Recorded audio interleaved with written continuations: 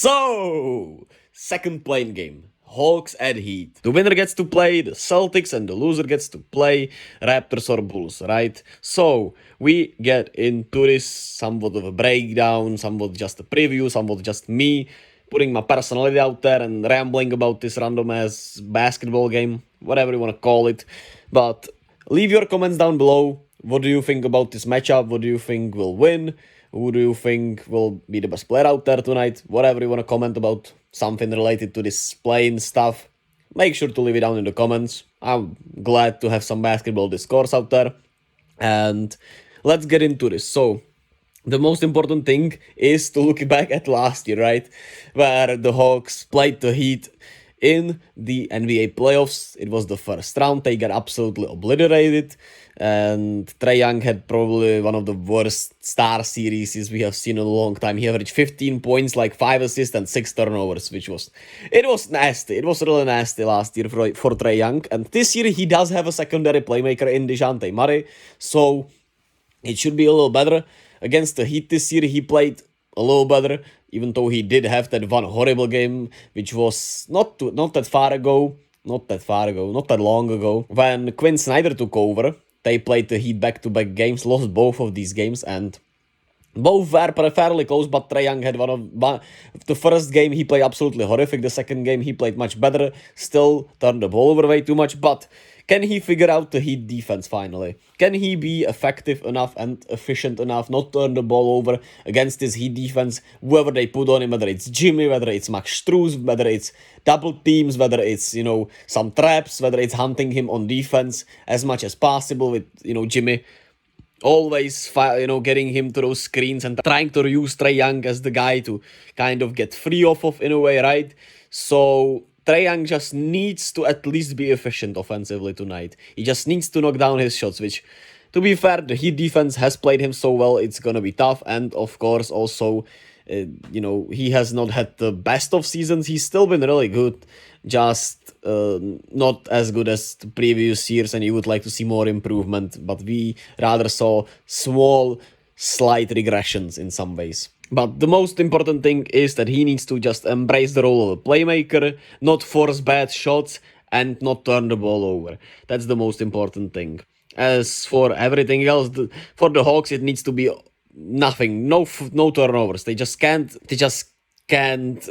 turn the ball over much. It's gonna be rough to beat this Heat if they get out in transition also. But the same goes the other way, right? If the one team turn the balls over a lot, it's gonna be an advantage for the other team. Well, the Hawks need to, be aggressive defensively, and hopefully they don't call those fouls, right? It's gonna be interesting to see what the referee, sets up early on, what intensity he allows, what, defensive pressure he allows, because the last time we saw these teams, which was not that far ago, not that long ago, pretty much not even a month ago, there were a lot of foul calls against the Hawks. And whether they were fouls or not, we can debate it, we cannot debate it. But they were called on the Hawks, right?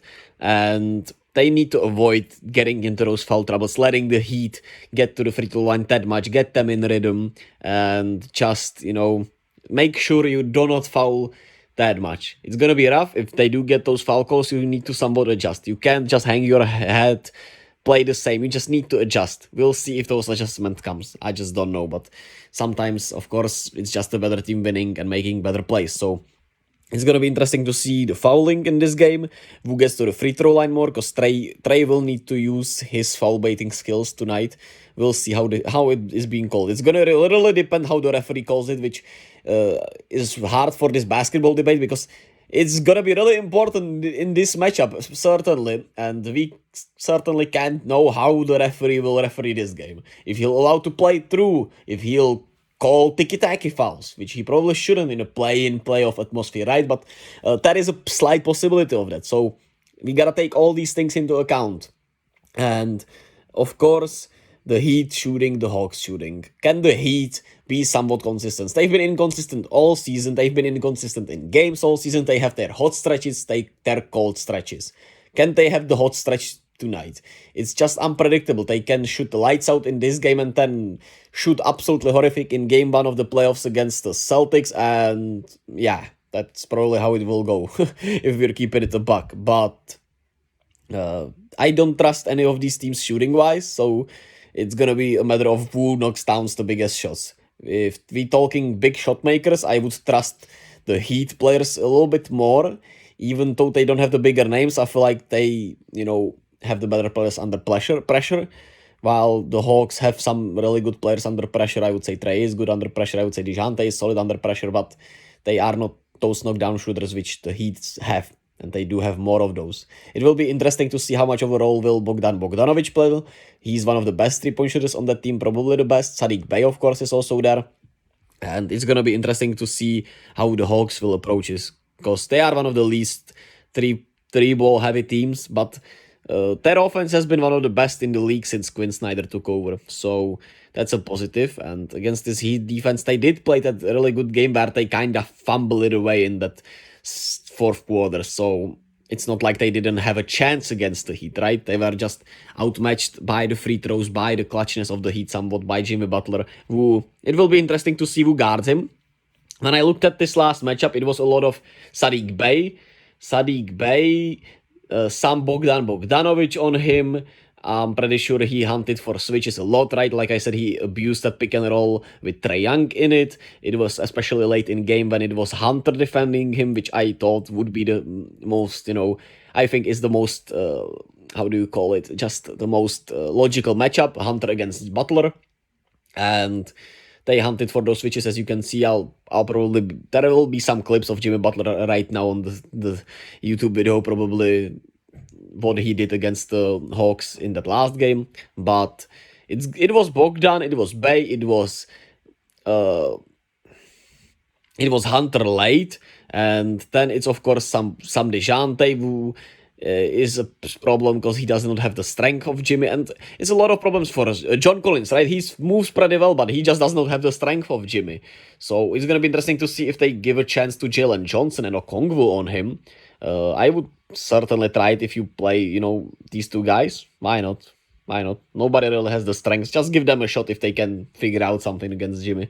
And the bench will be, of course, very important because these young guys, AJ Griffin, Okongwu, of course, Bogdan Bogdanovic, who is not a young guy, but he's there. Jalen Johnson. How will these guys play? They need to play solid. Saddiq Bey will come off the bench. It's a lot of young guys that have played really well, and not in these kind of moments, really, at all, right? Okongwu last year a little bit.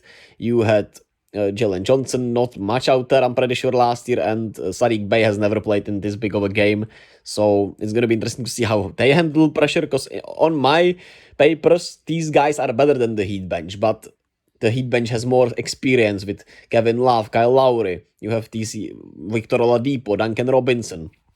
If the young guys can outplay and outclutch these old guys, right, it's going to be interesting to watch. So the athleticism advantage should be there for the Hawks, and it needs to be huge against these, Heat, whether it's against Bam, whether it's against these older players, Kevin Love, and, Jimmy Butler doesn't have the size advantage. Caleb Martin doesn't have the size advantage. So they need to abuse that. They need to out-rebound the Heat, in my opinion. They just can't be out-rebounded by hustle and grit. And what more do we talk about? John Collins is going to be an interesting X-factor in this game. Can he make his shots? Can he should knock down the free ball? Maybe, maybe not, right? But he's certainly unreliable. But the good thing about Quinn Snyder is that, he'll sit him when he sees that John Collins is not playing well, he'll sit him. So they have a lot of options instead of him. DeAndre Hunter has been a weird story this season. He's not been great. He's certainly not been great and improving. There have been some Hawks fans wanting to trade him. One of my best friends included. And I understand it, certainly. So he needs to have a big game. He needs to step up defensively, knock down his mid-rangers, which he's pretty solid at, make a couple of threes or so. But I don't trust him in this spot. I don't trust him at all. So I'll be happy to be surprised by him, but I don't trust him. And we talked about Jimmy and his defenders. We talked about the three-point shooting. We talked about Trae versus this defense. We talked about the benches. Turnovers, shooting. We talked about. I think we've covered pretty much everything I wanted to talk about. The coaching advantage should go to the Heat since Spoelstra is one of the better coaches, but Quinn Snyder has certainly not been horrible. Of course, the Heat have the better defense, which should be a huge role in this game. And in the playoff atmosphere, better defenses usually win. But it's a one-off game, so if the Hawks get hot, does it matter? It does not, right? So what am I expecting? My gut tells me Miami will win, but in my official prediction, or however you want to call it, I'm going with the Hawks, man. I'm going with the Hawks, and I'm telling you, they'll upset the Heat tonight. They'll shoot hot. Trae Young will have one of his best games against the Heat in a long time, and the Hawks will escape with a victory. Whether it's close, whether it's by 10 points, I'm not sure, but I would expect it to be close nonetheless, and I'm expecting the Hawks to get it done. Shout out to y'all. Make sure to let me know your predictions for this game. Like I said earlier in the video, like and subscribe if you want. If you don't, I don't mind. I just want to share my love of basketball with y'all, and I hope you love basketball, enjoy basketball,